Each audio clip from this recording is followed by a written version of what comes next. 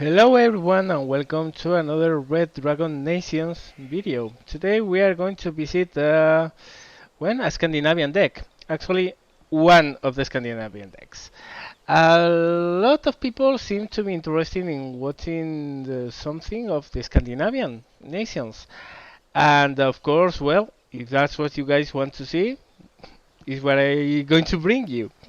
The one that we are going to see today is probably the most self-reliant one of the three Scandinavian decks, which is the Swedish one. Um, in Red Dragon, generally, when you go to a pretty minor nation scale, you have the big nations, which are the Soviet Union and the USA, which are good for almost everything.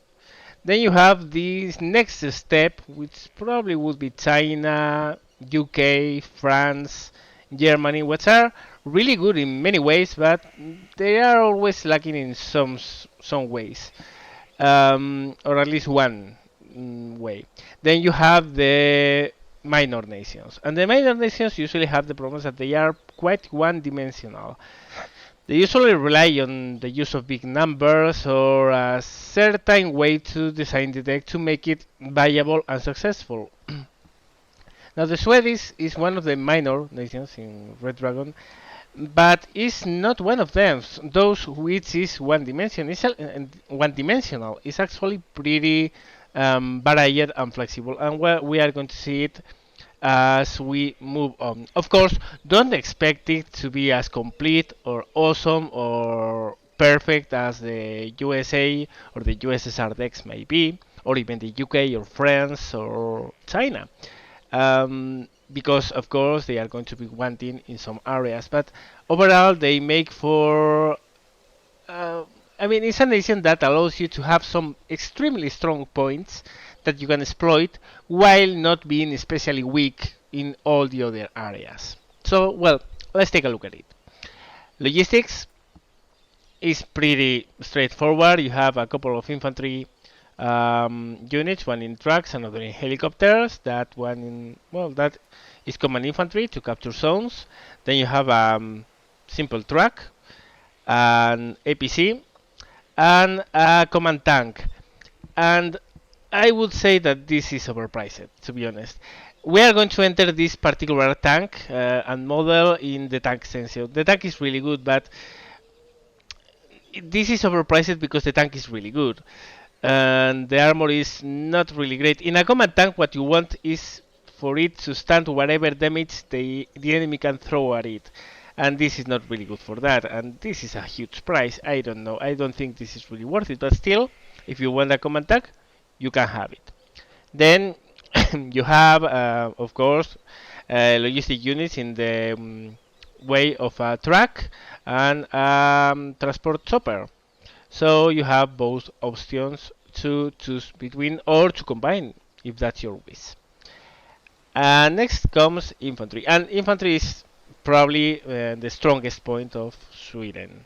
It's strong in other areas, we're going to see it, but the strongest point is infantry. It's simply brutal. Now, you have the standard line infantry, which is the Panzerskite. Panzerskite, I don't know. That's the regular line infantry. And as line infantry is not great, it's not bad, it's pretty well, it's okay, it's very flexible. You can use it for almost everything, forest clearing, urban combat, whatever. They are never going to beat more experienced troops, but they are kind of cannon fodder. And they are useful for that, to be honest. The transport options are not bad. You have a very fast armored truck. You have a not that fast APC with a 20mm autocannon, which is pretty useful because it's very good to support your advancing unit. You have a proper IFV with a 40mm autocannon, and this unit is actually pretty strong.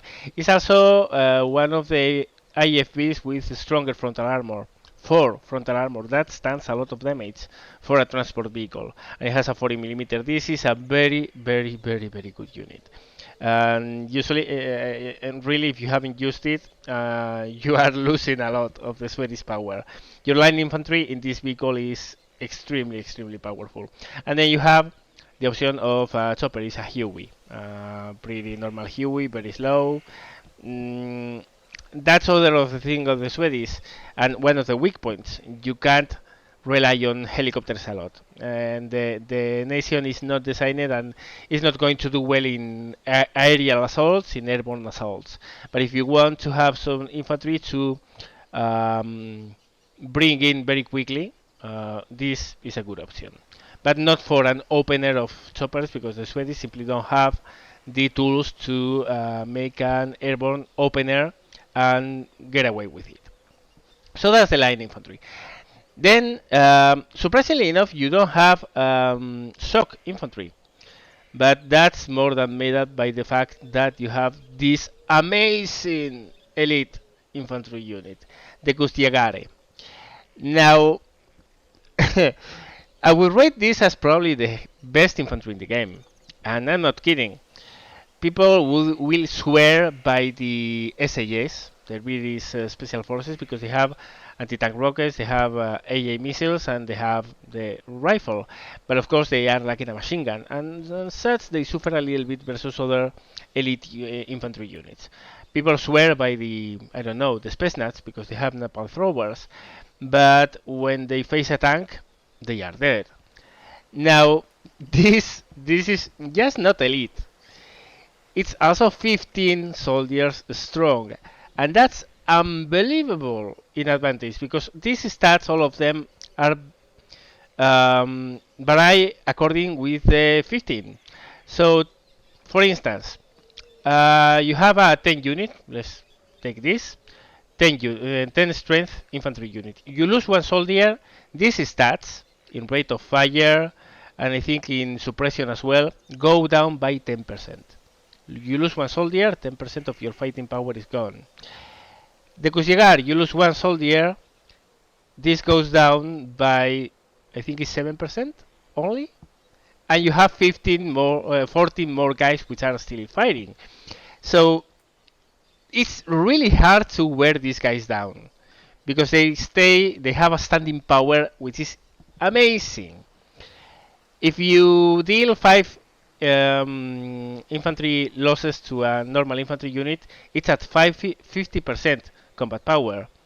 If you kill 5 Kustiagars, and it's kind of difficult to kill 5 of them, they still have 10 more going.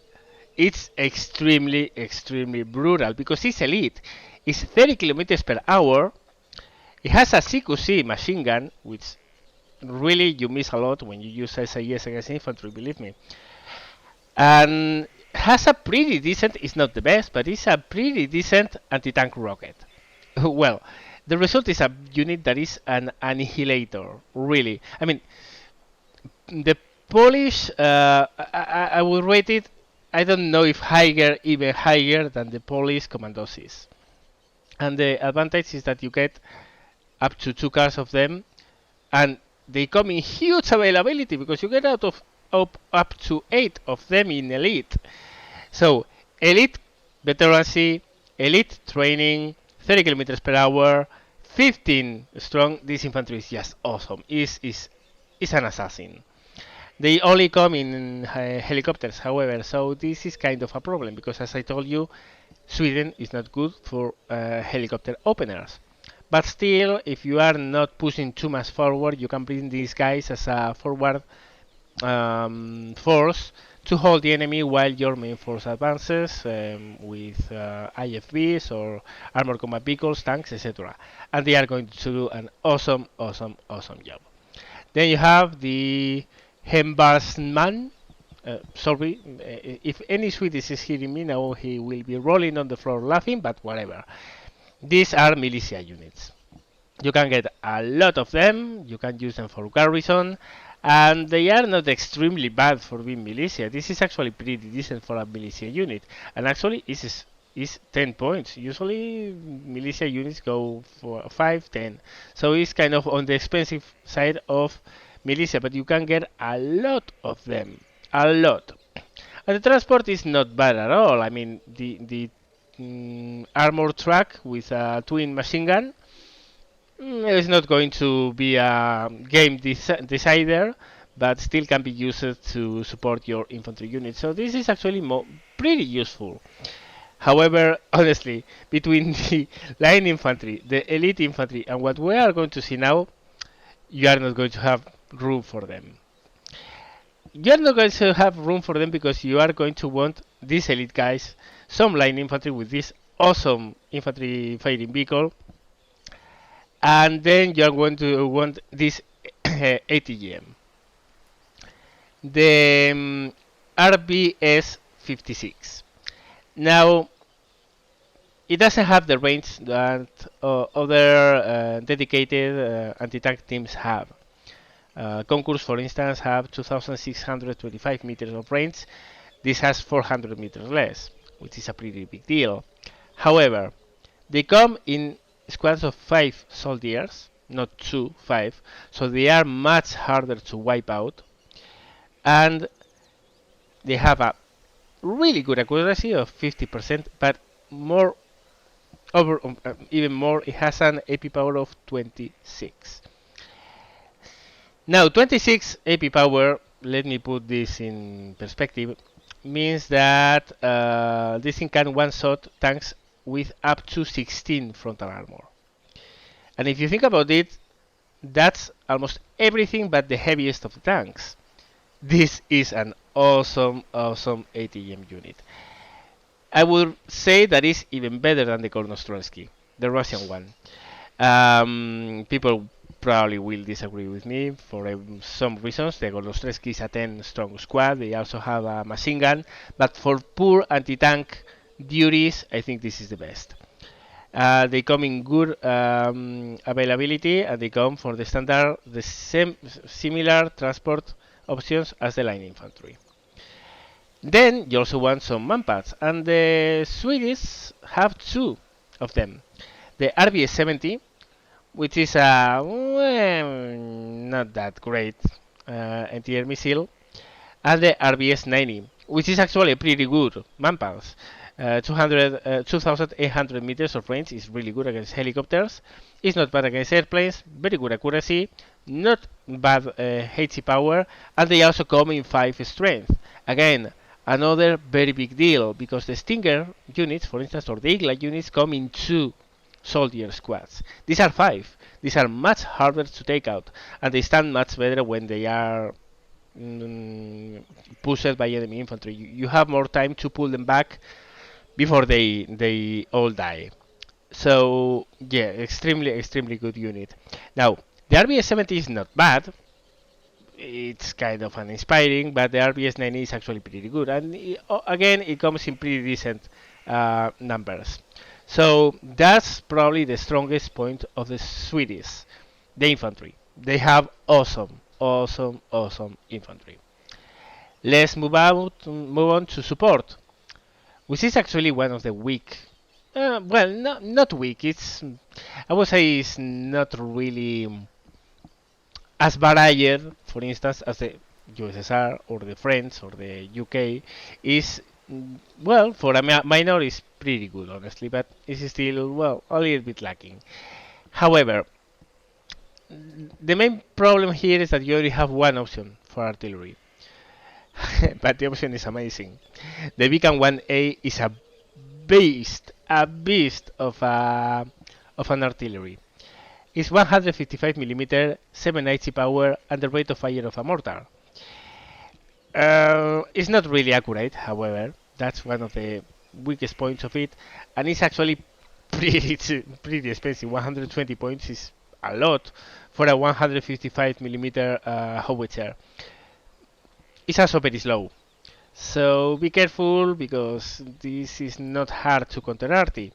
However, at 11 rounds per minute, this thing is first of all, it's a supply eater, so be careful using this because they eat supply like there's no tomorrow.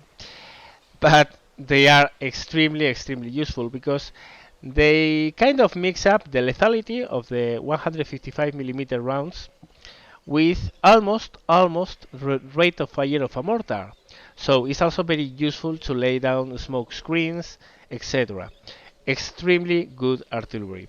Now, of course, you don't get any other option. You don't get option to get sniper artillery if that's your wish. That's one of the problems, one-dimensional in that sense. But the piece is awesome. Now let's move into AA. And in AA, I will say that the Swedes are actually lacking.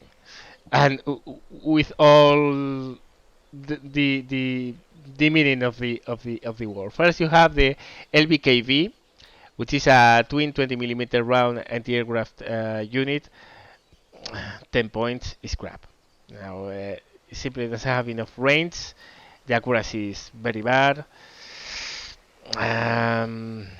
It's bad. It's really bad.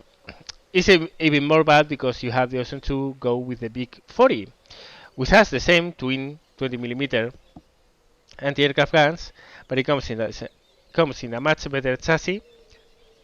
They are radar guided, and of course that means that they are much more accurate, and they have a pretty decent range. So this is actually a very good unit, but it's almost the only one good AA unit the Swedes get, because the LBRBV 701 no, it's not good. I mean, it has the RBS 70, which we already saw in the infantry manpads, and we already saw that the infantry manpads it was not really great. It was not bad, but it was not really great. However, when you are speaking about an air defense vehicle, a support vehicle for anti-air, you want something better than a manpads, and this is not better than a manpads. It kind of does its stuff, but it's not really great at it. So it's kind of a mediocre unit, but it's the only air, well, not air, non-radar guided missile you get as a Swedish in a vehicle. And then for long-range anti-plane duties, you have the Hawk. Yeah, not even the Hawk, the Hawk, which has lackluster range against airplanes. It has crap accuracy. It has very good IT power, but that's about it. It only has 3 missiles, takes an eternity to reload them, a lot of supplies to reload them. This is bad. But the only problem is that you are going to use this because you have nothing else. You have to use this unit, and this unit is crap. But well, such is life. Another of the strong points of the Swedish, the tanks. You have the Centurions. These are nothing but Centurions, to be honest. And the last one is actually a pretty cost-effective Centurion, the 45 STRV 104. It's a pretty decent tank for its cost, which is 45. You can't ask for miracles for a tank of this price. But for 45 points, the gun is not bad. The armor is, well, it's okay. But the problem is that probably you are not going to use, well, maybe you use one of these. I mean, they are spendable, they are cheap, they come in huge numbers. But the crown, the jewel of the crown of the Swedish come with the STRV 103s. Now, you have one at 65 points, which is actually insane enough. I mean, for 65 points, you get 12 frontal armor, a very good machine gun, but even more so, a totally brutal cannon. Yeah, you look at the range, not great. You look at the accuracy, it's okay-ish. Has no stabilizer at all. IP power is pretty bad, but rate of fire 15 rounds per minute. Now, this is so ridiculous. I can't even comment on that. It's an assassin at 65 points. Okay, of course it's not going to assassinate T-80Us, but for tanks of its class, this is exceedingly good. And then you have the STRV 103C. Hey, I say it in one stroke, which is 95 points, and has pretty much a little bit more armor, is still not fast at all, but has an insane gun. I mean, 15 AP power is pretty good. 2,275 meters is the top range you get from a tank's gun, and you still have 15 rounds per minute. This thing is an assassin. Really, these tanks are amazing, and they are so fun to use. Of course, the problem is you don't get anything better than this. As insane as this is, it's still a 100 point tank in the class of 100 points. It's an insane 100 point tank, but you don't get anything better. And that's kind of a problem because these tanks are not good for the offensive. They are exceptional for defensive, however, for defensive operations. Because in an ambush, this thing destroys the enemy. I mean, if I was saying before, you are not expected to destroy a T-80U. Well, if you find one at 600 meters, you are going to murder. You are going to murder it. If it doesn't one-shot you with the first shot, of course. But yeah, well, whatever. Also, they come in very good availability. Next, Recon. Not bad, not great. Yeah, probably the worst part of the Swedish Recon is that you don't get an elite Recon unit, but who cares? I mean, you still have the Kustjagars. By the way, the Kustjagars have medium optics, so it's not a Recon unit, but they are not especially bad. However, well, you have an armor combat vehicle with 20 millimeter autocannon and only good optics, not really good. You get the false cam Jagar, which is the Recon Infantry. Oh, you are going to. I'm guessing you guys are laughing at my Swedish pronunciation, but whatever. Pretty good unit, pretty good recon, and very good optics. Pretty decent in the fight because they have a CQC machine gun, which is very nice, and they are shock in training, so they can fight pretty well. Of course, they are still a 5 strength unit, so you have to be careful with them. Then you have a recon chopper, the HK P6A, with very good optics. No weapons at all, but well, a recon chopper, what you want to do with it is to recon, so it's very good for that. And then, very funny looking, look at this, it's pretty nice.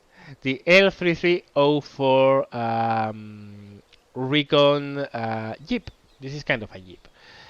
Extremely fast, extremely quick in the road and off the road. Small size, very good optics. Really good unit. This is very, very useful. Then you have vehicles, and again, well, you have good options, but you don't have a lot of them. So let's look at them. First, you have the IKV-103. I will say that this is shit, honestly. But, well, I mean, it's 10 points. So I will say that it's only crap. Now, yeah. Yeah, it might be 10 points, but it's next to useless. First of all, an accuracy of 15% in the main gun is atrocious. It has decent HC power, so it can do some deal against enemy infantry, but the problem is that it has no machine gun. So if the infantry comes too close, you are going to die. So, crap. Only saving grace that you get a lot of them and they are cheap. But other than that, crap. Then you have the IKV-91. And now that's a different story. First of all, you have, again, amazing availability, very cheap costs, a decent mine gun. It's kind of, think of it as a light tank, as a cavalry tank, to be honest. And it's that. I mean, it has no meaningful armor, but it has a very good machine gun. It has a pretty decent gun for its cost. So yeah, it's actually a pretty good complement for your tanks, and it's a good complement for your infantry. So very, very nice unit. And then you have the anti-tank vehicles. First, you have the funny looking Jeep with a recoilless rifle. Then you have another funny looking Jeep with yet another recoilless rifle. It's bigger, has better AP power, but other than that, it's not much different. And then you have a pretty good ATGM vehicle, the PBRVV 551 with an ITO, which is a pretty good ATGM. So yeah, well, between this and the ATGMs the infantry has, the Swedish are really good in ATGMs.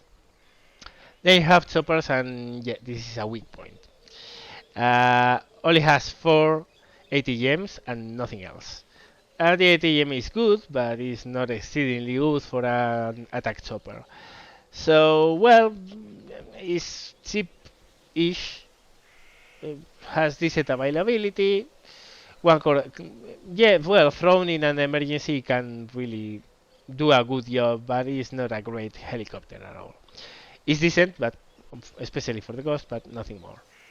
And moving on to planes. Now, planes is another of those sections where I will say that the Sweaties are a little bit lacking, but without being too much lacking. So let's take a look. First of all, you have the AJ-37 Beacon, which is the fighter bomber version of the Beacon. Has two air-to-ground missiles. These are actually Mavericks, I think, so this version. Well, they are fire and forget. They don't have a huge. Well, they have a decent range, not huge, but decent, and aspiring accuracy. But they have a very good AP power, so they actually do the job. The AA missiles are shit. Let's put it that way. The ACM is really good as well. So, well, yeah, this is actually a pretty decent anti-tank unit. They have the AGJS-37 Beacon, which is another fighter bomber. This time, instead of the ATMs, he has Mjolnir cluster bombs. And now, these cluster bombs are brutal. AP power 10. Now, this AP power goes against the top of the enemy units. The top armor, not the front, not the side, the top armor. And most units don't have more than one or two top armor. Of course, the heaviest tanks have up to 4, but still 10 AP power against 4 is very damaging. This is a very exceptional unit, which I see almost never in the battlefield. Everyone uses this, which is good. I mean, I'm not going to discuss the ATMs are great, but the cluster ammunitions, they have a bad rep in Red Dragon, and in Wargame in general, cluster ammunitions are, in my opinion, undervalued. But the Mjolnir in particular is an assassin of tanks. Well, and of medium tanks. And they can really put the heart on an enemy T80 or an enemy T72 BU, for instance. Very good unit. Now, next in line you have the Draken line. And the Draken line has one problem. And the problem is that just one of them is worth the cost. And it's this one. It's the J35D Draken, which has, well, another cannon, which is not bad, has pretty decent turning radius, has air-to-air rockets, which might seem an oddity, but yeah, they have air-to-air rockets. That's what it is. They come in handy when killing enemy choppers. They are useless against enemy planes, but against enemy choppers they are pretty good. Now, why the next ones are crap? Well, the next one is the Draken F, which has the same rockets, you have the same cannon, you have the same turning radius, and you add a couple of Falcon missiles. You will say, oh, cool, well, you get a better deal because you have missiles. The only problem is that the missile is worthless. I mean, accuracy 25%. If you think of it, and a top range of 2,800 meters against enemy planes. Don't forget about that. That means that at 2,800 meters, you are going to have a 25% chance of hitting minus the enemy ECM. And really, in this game, almost every other plane has more than 20%. So you are going to hit absolutely nothing with this. These missiles are worthless. I mean, you are paying 10 extra points for a plane that is not any better than the previous one. So this is worthless. Then you have the J Draken, which to the Falcon adds a couple of sidewinders. Now, these sidewinders are okay, but they are 4 also, so it's kind of decent. However, the problem is that if you want a fighter, pick this one. It's only 35 points more, and it also has a couple of medium range air-to-air missiles, which are pretty good. So the Draken J is not that it's bad, it's that you have a much better option, which is just 35 points more expensive. So yeah, also by the way, if you look at it, none of the Drakens has ECM, while the big end has 30% ECM. So you get the medium range missiles, you get 30% extra ECM. There's no contest. I mean, compare. It's not that it's worthless. It's that usually you won't have enough room to put both of them. If you do, well, maybe it's worth it, but I would advise against it. And finally, the SK60B, which is a kind of an oddity for an attack plane in the sense that it doesn't get bombs, it doesn't get napalm. It has a missile, but it's not an ATM. It's a missile with 15 IT power, which is an brutal power. Problem is, it only has 30% accuracy, but you don't need to hit squarely on top of an enemy infantry unit. If the missile hits to one side, the HE power is still to cause a lot of losses. So this is a very good unit. The only problem is, well, it's very cheap, but it's very slow and has no ECM whatsoever. So if the enemy has whatever kind of AJ cover, you are toast. So yeah, well, that's the review of the units. Now let's see the different choices you get as a Swedish deck. You go to Sweden, type armored. Well, armored is extremely valuable and extremely useful. As we saw, the tanks are really good. At least the 103s, the STRV 103s, are really good. So as such, the armor deck is exceptionally valuable for the Swedes. Now, you also have a lot of Centurions, because of course you get a lot more space in your deck. Look at that. You can pick up to 9 units of tanks. So you could arguably pick both both 103s, and then you could pick. Come on. Oh, it's super slow. I don't know why. You can essentially pick almost everything here. And which this means is that we are going to delete this and we are going to add this, that you can get up to 195 tanks. Of course, they are crap, most of them. Other than these 103s, which are pretty good, the others are going to be Centurions, which are pretty crap, but they are a lot. So if you love spam tactics, the Swedish armor deck is very viable for that. Very viable. Now, next choice you get as the Swedish, which is not as great. Type support. Now, of course, support is all about support. You have to support other players with AA, artillery, etc. And the problem is that the Swedes don't get that kind of stuff. Of course, you can pick all the big guns in the world, which is what a lot of people do. Go to the support and pick 3 hardened beacons, 3 hardened beacons. And now we have 6 beacons, which is brutal. I'm not going to lie, it is brutal. But the problem is that a support deck is supposed to give also some kind of AA support. And yeah, you don't have the tools for that. We already saw that in the support section, the AA units you get are pretty bad. So, support deck, no, I wouldn't recommend it.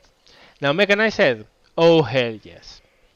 You get you get an amazing selection of units. You get all the units you want. The transports are a little bit more limited, but the units are exactly the same units we saw. There's no, well, you don't get the reservists, but this is not a big deal. And then you have all the tanks you want. So, and you don't lose anything in the support section. So you have all of the better walls. Now, in other words, if you are going to make a Swedish dedicated deck, never ever do a deck which is plain, which has no specialization. Make it either armored or mechanized, because with the armored you already saw we got some benefits with the mechanized. You also get some benefits. You get plus 1 XP for the vehicles and infantry, which is extremely good. It's more expensive for your infantry. The units of vehicle and infantry cost 1 activation point less. You have 4 more slots available for vehicle and infantry, and you don't lose almost anything. So it's much better than picking no bonuses, because the drawback is almost non-existent.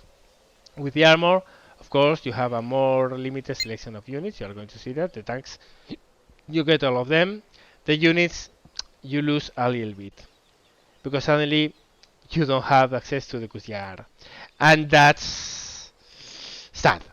But still, it's viable. It's viable. It's fun to play. Now, the only thing with the Swedish you have to remember is that there is not a big nation, and that the weapons are what they are. Swedish are great for their infantry and their mid-range tanks. They have no endgame tank. They have no heavy tank. As such, what you want to do is to be defensive, even with an armor unit, to be defensive, to attract your enemy to a trap, ambush it, destroy it, and then counter-attack with superior numbers of centurions.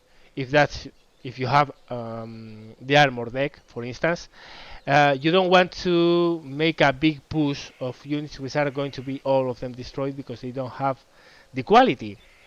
But if you wait for the enemy, you destroy it in an ambush and then counter-attack with a big reserve force of mobile units, the Swedish armor deck can be annihilating for the enemy. As for the mechanized deck, it's really good. The infantry is amazing, it's awesome. You can actually do very nice offensive stuff with it, but always be mindful of your limits. You have limits. You are not an American deck, you are not a USSR deck. So well, guys, hope you enjoyed this video, hope that helped. As always, let me know what you want to see next. Preferably so, I want to make a redfor deck the next one. So pick one you want to see from the redfor and let me know and I'll try to make it. Thank you very much for watching and see you later.